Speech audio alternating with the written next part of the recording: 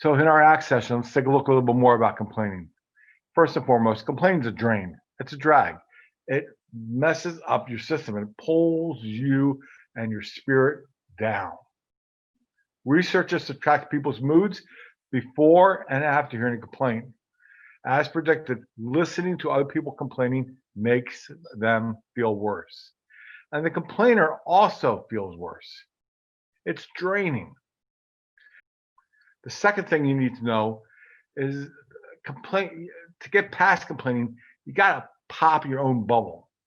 You might be living in a world that's a bubble all around you, and you can't see outside the bubble. Have you ever thought about the fact that God positioned every living thing in such a way that we can't physically see ourselves? Our eyes are not our hands. Before the mirror was invented, people would only see themselves when they went down to the lake and to bathe or to take a drink. They'd see the reflection of water. And yet, despite that feature in our anatomy, we have no problem thinking only of ourselves. We can't see ourselves, but we can think of ourselves. It's like we walk around with binders where we live in our own little bubbles. It's easy to complain about life, and it's all easy to make it all about me, me, me. We covered that sessions ago. Our legs are tired. I should sit down. My parents keep telling me what to do. And I'm much more comfortable not paying attention. I'm going to whine and talk back to them about how it's not fair. We're going to get past complaining. We got to get past that bubble. And we've got to find, something a little bit more. And that a little bit more might be, if you want to have an attitude of gratitude, we need to see life as a gift. I started doing this in my own life, and I've been trying to do this real well. One of my favorite Christmas movies is an oldie.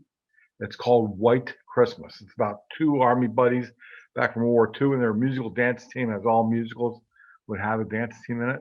But one of the songs sung in the middle is Count Your Blessings. The advice of the song goes, if you're worried and you can't sleep, just count your blessings instead of sheep, and you'll fall asleep counting your blessings. It's a nice way to finish up the day. Count your blessings. That's a good truth. In Paul's letter to the Philippians, he writes this: always be full of joy in the Lord. I'll say it again. Rejoice. Let everyone see that you're considerate in all you do. Remember, the Lord is coming soon. Don't worry about anything. Instead, pray about everything. Tell God what you need and thank Him for all He's done. Then you will experience God's peace, which exceeds anything you can understand. His peace will guard your hearts and minds as you live in Christ. I'm going to post this up on the screen and invite you to pray it again after I've just read it. But think about it and consider it. Complaining versus joy. Having an attitude of gratitude.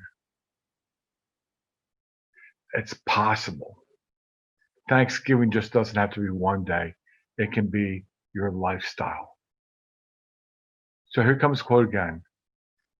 And after I read it one more time, you can pause it, take a look at it, consider it, reflect it, and then for your act for this week of attitude of gratitude, I invite you to come back to it and take a look at it. Take a look at it in your version of the scriptures.